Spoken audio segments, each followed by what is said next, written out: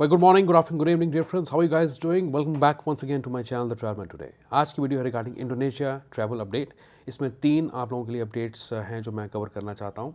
पहले सवाल जो काफ़ी लोग पूछ रहे हैं इस वक्त कि क्या इंडोनेशिया वीज़ा फ्री इंडियंस के लिए होगा, उसके बारे में बात करेंगे।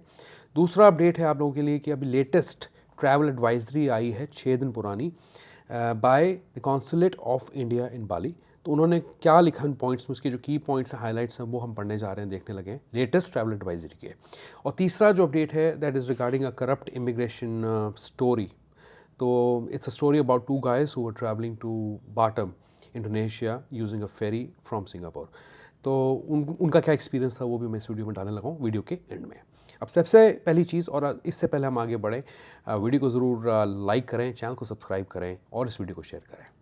Let's begin. तो पहली चीज़, वीज़ा ऑन अराइवल फ्री रहेगा, इंडियंस के लिए नहीं रहेगा।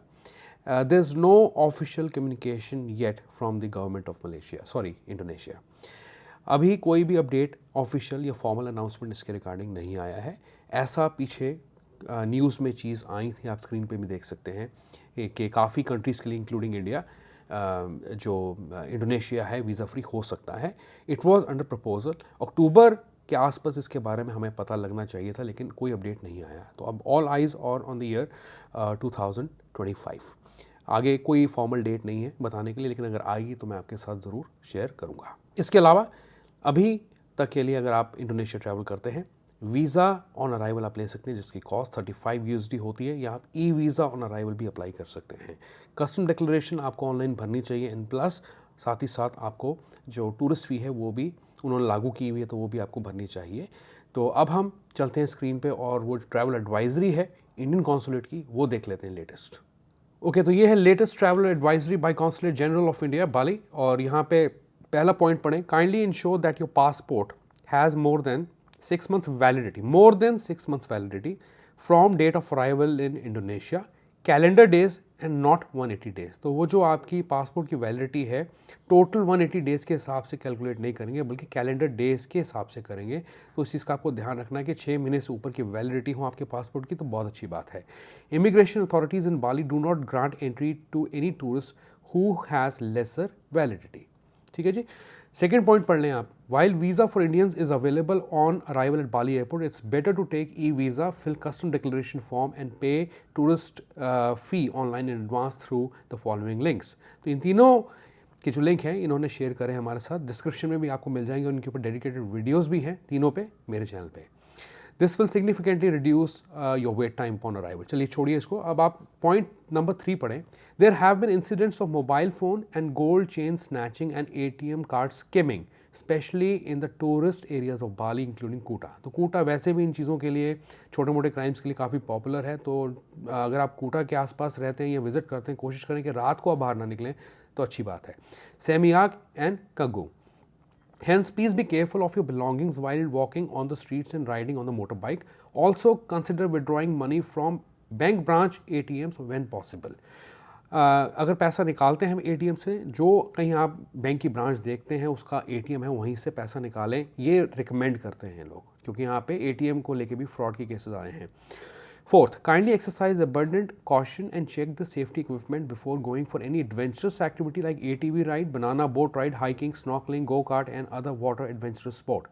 Please note that in case of a mishap accident during these activities, the emergency medical response is not satisfactory. Medical response is not satisfactory and it may take considerable time due to large number of tourists there. ठीक है जी, ये important है समझना कि आपको अपना ध्यान खुद रखना है और मेडिकल कवरेज ज़रूर आपको लेके जानी चाहिए। आगे ये लिखते हैं, kindly note that Indian driving license is not valid for driving in Indonesia. For driving rental scooter bikes in Bali you must have international driving license only. ठीक है, this is crucial as in case of accident you may face problem with the local police and your health insurance company. आगे पढ़ें आप, before renting any vehicle transport और 2-wheeler, 4-wheeler, ATV, jet ski, boats, etc. for self-use, please ensure that same has adequate insurance cover for the damage and third party. आगे पढ़ लें, kindly take adequate travel health insurance for coming as the cost of medical treatment in Bali is on the higher side. और important last में अगर आप पढ़ें, if your trip is being managed by a tour operator kindly make sure to use services only from reputed and well established tour operators only, वहाँ पे जिनकी reputation अच्छी है, जो पॉपुलर हैं, जिनका रिकॉर्ड अच्छा है, जिन्होंने सक्सेस रेट ज़्यादा दिखाया है, उन्हीं का आप यूज़ करें। बाकी लास्ट पॉइंट कुछ ज़्यादा रेलिवेंट नहीं है बट है, consuming bringing any kind of banned narcotics in Bali is illegal. तो बस इतना सा था जो आपको दिखाना था। इसके अलावा अगर आप डेडिकेटेड वीडियो देखना चाहते हैं how to plan your Bali trip in 2025, तो मेरे चैनल पे वीडियो है जो कि मैंने Shri Harish Bali ji from visa to explore channel से के साथ रिकॉर्ड की थी जब उन्होंने अपना ट्रिप किया था।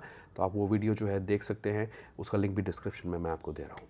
Anyways, coming back to the topic of this video, मेरे पास एक इंडोनेशिया का करप्शन का केस आया of two brothers who were travelling to Batam Indonesia from Singapore by ferry. ये क्या लिखते हैं वो मैं आपको बता देता हूँ। इससे पहले मैं और आगे बढ़ूँ, मैं आपको ये बात कहना चाहता हूँ कि अगर आपके पास सिमिलर केसेस ऐसे आते हैं, आप हमें रिपोर्ट कर सकते हैं, नीचे कमेंट में लिख के बता सकते हैं, या आप पर्सनली रीच आउट कर सकते हैं मुझे फेसबुक पे, मेरे फेसबुक हैंडल पे, वहाँ पे आप रिपोर्ट कर दें इंसिडेंट। वो मैं एनालाइज़ करूँगा प्रॉपर्ली। आप डिटेल में जितना अच्छे से बताएंगे उतने अच्छे से हम आगे लोगों को बता पाएंगे। अगर आप अवेयरनेस के लिए ये चीज़ें शेयर करना चाहते हैं सबके साथ, और आप ज़रूर करें। चलिए शुरू करते हैं। और ये लिखते हैं, how are you sir, I have come to Phuket Thailand. अभी ये फुकेट थाईलैंड में है। Before this, my brother and I had a multi-entry visa for Singapore, which was set to expire on November 28th. तो दोनों के पास multi-entry visa था जो कि एक्सपायर होने वाला था नवंबर 28 को। We were allowed a 30-day entry until November 23rd in Singapore. तो जब आप सिंगापुर का मल्टी-एंट्री वीज़ा लेते हैं, वहाँ ट्रैवल करते हैं, तो आपको 30 डे का मेल पे पास आता है, 30 डेज़ का stay period. At a time आप एट अ स्ट्रेच रह सकते हैं सिंगापुर में। उसके बाद आपको छोड़ के वापस री एंटर करना पड़ेगा अगर और 30 दिनों का आपको स्टे लेना है सिंगापुर में। तो इन्होंने कुछ ऐसा ही किया। इनका जो पास था that was valid until November 23। आगे पढ़ें आप। On November 28 we plan to travel to Batam Indonesia via ferry. अब मेरा सवाल यहाँ पे ये है कि इन 5 दिनों में आप कहाँ थे? आप सिंगापुर में थे या आप किसी और कंट्री में थे जहाँ से आप इंडोनेशिया बाटम बाय फेरी ट्रैवल करते हैं? जितना मुझे समझ में आया इनके केस से, ये सिंगापुर में थे। नवंबर 23 इनकी लास्ट डेट थी 30 डे पास की सिंगापुर के, और ये 28 नवंबर को ट्रैवल करते हैं बाटम। मतलब कि 5 दिन को वो स्टे किया इन्होंने यहाँ पे, I think so. Anyways, on November 28 we plan to travel to Batam Indonesia via ferry. बात खत्म हो गई। आगे ये लिखते हैं, at Batam immigration the officers took $200 Singapore dollars from us as a bribe. इसका मैंने दोबारा से टच में रहने की कोशिश की ताकि मैं इसके बारे में और सवाल कर सकूं, पर मुझे ज़्यादा इनका जवाब नहीं आया। तो ये कह रहे हैं कि इन्होंने बॉटम ऑफिसर को, जो है इमिग्रेशन ऑफिसर को, 200 सिंगापुर डॉलर्स दिए, जो कि बहुत ज़्यादा होते हैं। ये हो गए कुछ 12,500 रुपये INR के अंदर। और in addition to the visa fees of 1,06,000 Indonesian रुपया। So I paid 1,06,000 Indonesian rupiah for visa and gave 200 Singapore dollars as a bribe. After that we were issued a 30-day visa.